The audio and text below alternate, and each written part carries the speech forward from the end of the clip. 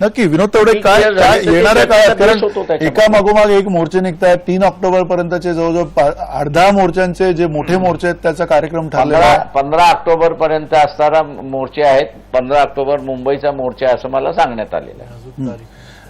नक्की विनोद तावडे काय उत्तर असेल आपलं? मला एक 2 गोष्टी स्पष्ट करायच्या आहेत की केतन तिरोडकरने केलेलं ॲफिडेव्हिट याची सुनावणी आधीच्या सरकारच्या काळात त्यांनी जे दिलेलं वकील होते त्यांनी 16, 17, 18, 19 सप्टेंबरला म्हणजे मी मंत्रिपदाची शपथ घ्यायच्या आधी त्या विषयात सगळी सुनावणी पूर्ण झाली आणि त्या उच्च न्यायालयाचा निर्णय जो आला तो मात्र नवीन सरकार आल्यानंतर आला. याचा अर्थ आम्हाला काही संधी कोर्टात मांडायला मिळाली नाही.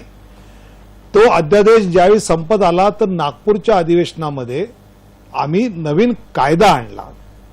याचा अर्थ या सरकारला मराठा समाजाला आरक्षण द्यायचंय ही भूमिका स्पष्ट आहे. नाहीतर अध्यादेश लॅप झाल्यानंतर आम्ही कायदा आणला नसता. यातून या सरकारची भूमिका अतिशय स्पष्टपणे समोर जाते. दुसरा मुद्दा, यामध्ये कोपर्डीमधल्या जे कोणी आरोपी आहेत त्यांना फाशी शिक्षा झाली पाहिजे की नाही, तर fast track court, Ujjwal Nikam या सगळ्या व्यवस्था सरकारने केलेल्या आहेत. तर दुसऱ्या मागणीच्या विषयासह सरकार पूर्णपणे सक्रिय आहे. तिसरी मागणी जी आहे की ज्यामध्ये मोर्चात येणाऱ्या सगळ्यांची मागणी अॅट्रॉसिटी रद्द करा अशी नाही, अॅट्रॉसिटीमध्ये काही बदल केले पाहिजे. जसं माननीय बाळासाहेबांनी सांगितलं की काही बदल यात झालेले आहेत, तर अजूनही काही बदल यात होऊ शकतात का?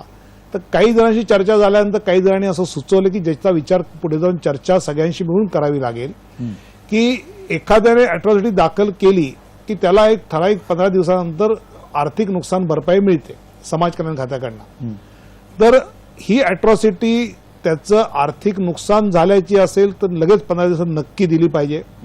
आर्थिक नुकसान न होता बाकीची काही झाली असेल तर ती तो कोर्टामध्ये सिद्ध झाल्यानंतर द्यायची का, जेणेकरून आर्थिक फायद्यासाठी जे काही जणांना वापरतात, काही जण स्वतः करतात, हे थांबू शकतं का, अशा काही सूचना मोर्चातल्या काही जणांनी मांडलेल्या आहेत, ज्याची चर्चा ही मला वाटतं सर्वांनी मिळून केली पाहिजे. आता मुद्दा आहे की चर्चा करायची कोणाशी, तर या मोर्चाला कोणी नेतृत्व नाहीये. सर्व पक्षीय बैठक बोलून चर्चा झाली तर मोर्चामध्ये ज्या शब्दाला विनोद पटेल आक्षेप घेत आहेत की प्रस्थापित आणि विस्थापित, होय, प्रस्थापित मराठा नेत्यांच्या विरोधात हा सामान्य मराठा समाज आज चिडलाय की इतके वर्षानुवर्ष 154 घराणी सत्तेत राहिली, कारखान्याचे चेअरमन राहिले, पण सामान्य घरातला मराठा समाजातला माणूस हा तसाच राहिला आणि त्यामुळे प्रस्थापित नेतृत्वाची चर्चा ही या समाजाला नको आहे. मग चर्चा कोणाशी करायची, तर औरंगाबादचे लोक म्हणले की ज्या 2 मुली आमच्या गेल्या निवेदन घेऊन त्यांना बोलवा. नांदेडच्या ठिकाणचं काल त्यांचं म्हणणं आहे की आम्ही अजून 3 नावं त्यांना बोलवा. तर या विषयात सगळ्यांशी चर्चा करून सरकार मराठा समाजाच्या भावनांशी 100% सहमत आहे आणि चर्चा करून यातनं मार्ग निघेल यावर माझं ठाम म्हणणं आहे. पण त्याला कालमर्यादा असेल का? त्यांचा आग्रह कालमर्यादा? अर्थातच कालमर्यादा असणार. अजून मोर्चे निघतायत, मग ते मोर्चाची हवा काढायला यांनी मुद्दाम आधी चर्चा केली असा पुन्हा आरोप करायला मोकळे होतील. त्यामुळे आमचं या विषयात सगळ्यांशी बोलणं झालं, तारखा काही आलेल्या आहेत आणि बहुधा मुंबईचा मोर्चा हा कल्मिनेशनचा मोर्चा असेल की त्यानंतर याबाबतची चर्चा शासन सगळ्या मोर्चेकऱ्यांशी करेल. अच्छा, नक्की. या सगळ्या बाबतीमध्ये विनायक मेटे, पुन्हा तुम्हाला असं वाटतं का की मराठा आंदोलनातले तुम्ही जुने कार्यकर्ते आहात त्या आणि आता प्रस्थापितांमध्ये आहात, त्यामुळे तुम्हाला या अर्थाने खरं तर न्याय देण्याच्या प्रक्रियेत येणाऱ्या काळामध्ये या सगळ्या मोर्चेकऱ्यांना आणि या मोर्चाच्या मागण्या सरकारपर्यंत तुम्ही स्वतः अतिशय जलद गतीने आणणार आहात का समोर? मंदारजी, पहिले एक मी स्पष्ट करू शकतो, मी प्रस्थापित नाही. तुम्ही आता सत्ताधारी पक्षाच्या बरोबर आहात, मित्र पक्षात समाजातल्या प्रस्थापित नेतृत्वाविरोधात हा समाज उभा राहिलाय. ते प्रस्थापित इतके वर्ष जे सत्तेत होते ते आहेत. मी प्रस्थापित नक्की नाही. नंबर 2, सरकारच्या सोबत आहे पण सरकारमध्ये नाही, हे भूमिका मुळात समजून घ्या. तिसरी महत्वाची गोष्ट, त्या मोर्चेकरांच्या वतीनं मी त्यांचे बाजू सरकारच्या बरोबर मांडावी असं अजिबात नाही. मुळामध्ये जी चर्चा कोणाशी करावी असा जो सरकारच्या समोर सुद्धा आणि अनेकाच्या समोर जो प्रश्न पडलाय, माझं स्पष्टपणे उत्तर त्याला आहे, हे कोणत्याही नेत्याच्या बरोबर चर्चा सरकारनं करू नये, करावी पण ती शेवटी त्यांनी करावी. पण कुणाशी चर्चेची सुरुवात करावी. प्रत्येक जिल्ह्यामध्ये जे मोर्चे निघत आहेत ते कोण कार्यकर्ते, सामान्य कार्यकर्ते, छोटे छोटे कार्यकर्ते, त्याची संपूर्ण माहिती पोलीस डिपार्टमेंटला, यंत्रणेला असते. LCB आहे, CID आहे, वेगवेगळे गुप्तहेर आहेत, सगळे यंत्रणा आहेत, त्यांच्याकडे सगळी माहिती आहे. चेहरे नसलेले असे सर्वसामान्य कार्यकर्ते आहेत, ते त्यांची यादी जर घेतली तर त्या जिल्हानिहाय चर्चा करावी, काही हरकत नाही. पण तुम्ही अगोदर त्या प्रत्येकाशी चर्चा करा. तुम्ही त्याच वाटलेल्या चेहऱ्याबरोबर चर्चा करून काही साध्य होणार नाही. म्हणून नवीन नेतृत्व येऊ द्या ना, याच्यातून नवीन तरुणांचं येऊ द्या, नवीन युवकांचं नेतृत्व येऊ द्या. उलट ते या मोर्चाच्या घुसळणीमधून ते जर आलं ते महाराष्ट्राच्या दृष्टीने फार चांगली गोष्ट होईल.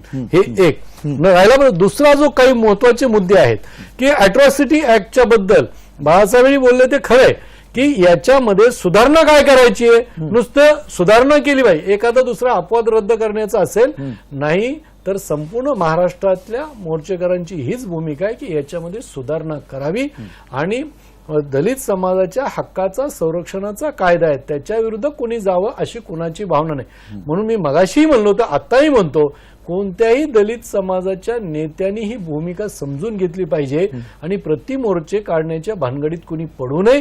कारण या राज्यामध्ये दलित समाजाचा आणि मराठा समाजाचा तणाव हे या राज्याला कधीही परवडणार नाही. शाहू फुले आंबेडकर छत्रपती शिवाजी महाराजांचा महाराष्ट्र आहे तो तसाच राहिला पाहिजे. हा एक.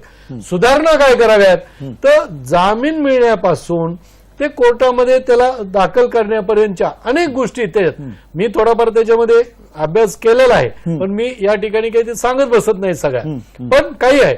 पण मोर्चेकऱ्यांनी जसा त्याचा अभ्यास केला गेला पाहिजे तसंच मी मागे एक विनंती केली होती की सरकारनं याच्या संदर्भामध्ये एक उच्चस्तरीय कायद्याची ज्ञान असणाऱ्या लोकांची समिती बसवावी. ज्या ज्या आतापर्यंत केसेस झालेल्या आहेत त्याच्यातल्या खरोखर किती आहेत, अशा विनाकारण राजकीय दृष्टिकोनातून काढलेला मग तो अभ्यास करून त्याची शिफारस केंद्राला करावी. हा त्यातला एक मार्ग मोर्चेकऱ्यांशी बोलून निघू शकतो. दुसरा मुद्दा असा आहे की आपल्याला आरक्षणाचा सुद्धा मुद्दा की मगाशी सांगितलं की ओबीसी मधून द्यायचं. हो, ओबीसी मधून सुद्धा दिलं जाऊ शकतो. आताच्या ओबीसीला अ मध्ये टाकायचं, नवीन घटकांना ब मध्ये टाकून हे करायचं आणि नंतर तुम्ही रिझर्वेशन देऊ शकता. एक नाही तर 9 शेड्यूल मध्ये देऊ शकता. सुप्रीम कोर्टाचं जजमेंट असं आहे की 50% वरती जाऊ नये असा काही कायदा नाही, ते एक बंधन आहे, ते एक आपण आणलं. त्याच्या पुढे जर जायचं असेल तर 2 गोष्टी आहेत, एक सामाजिक मागासलेपण सिद्ध करणं आणि गरज त्याची तुम्ही आहे हे सिद्ध करणं. तर सामाजिक मागासलेपण हे आपल्याला सिद्ध महाराष्ट्रामध्ये मराठा समाजाला सिद्ध करावं लागेल आणि मग त्याची गरज आहे हे सिद्ध केल्यानंतर मग तुम्ही ओबीसी मध्ये जा किंवा 9 शेड्यूल मध्ये जा. हे दोन्ही पर्याय या महाराष्ट्रामधल्या मराठा समाजाला आहेत. त्या माध्यमातून या राज्यातल्या मराठा समाजाला आरक्षण मिळू शकतं. पण मंदार माझी एक दुसरी विनंती की डॉक्टर बाबासाहेब आंबेडकरांना या सर्व मागासलेल्या समाजाला आरक्षण देताना जे त्यावेळची परिस्थिती होती, जी भूमिका घेतली होती योग्य आणि चांगली त्या समाजाला न्याय देण्याची, ती त्यावेळची परिस्थिती वेगळी होती. पण आताच्या परिस्थिती आणि हे सगळे बदल झालेला आहे. त्या बदलत्या परिस्थितीमध्ये राज्य शासन आणि केंद्र शासन आणि सुप्रीम कोर्टानं यांनी सुद्धा त्याचा एक विचार करणं गरजेचं आहे आणि त्या दिशेनं अनेक समाजाच्या मागण्या ज्या हळूहळू पुढे येत चाललेल्या आहेत त्याला कुठेतरी रस्ता आणि मार्ग मिळू शकेल असं मला निश्चितपणे नक्की. अर्थात हा रस्ता आणि मार्ग आपल्या सगळ्यांना मिळून शोधायचा आहे आणि तेढ कुठली होता कामा नये याचा सुद्धा आपल्याला सगळ्यांनी खुणगाट बांधायला काही हरकत नाहीये. अर्थात जो मूकमोर्चा निघतोय त्या मूकमोर्चाच्या भावना जशा आपण समजून घेतल्यात तशाच ज्या इतर भावना आहेत, इतर समाजाच्या, इतर अस्मितांच्या ज्या भावना आहेत त्या सुद्धा आपण सकलपणे समजून घ्यायला काही हरकत नाहीये. जसे सकल मराठासाठी एक मागणी समोर आलेली आहे तशी सकल मराठ्यांसाठीची मागणी असायला हवी, सकल महाराष्ट्रासाठीची मागणी असायला हवी आणि सकल महाराष्ट्र पुढे जायला पाहिजे. या दृष्टिकोनातून आपण सगळ्यांनी मिळून प्रयत्न केले पाहिजेत. अर्थात तेढ न होता येणाऱ्या काळामध्ये या सगळ्या प्रश्नांचं उत्तर आपल्याला मिळेल अशी अपेक्षा करूया, आशावादी राहूया. धन्यवाद. नमस्कार.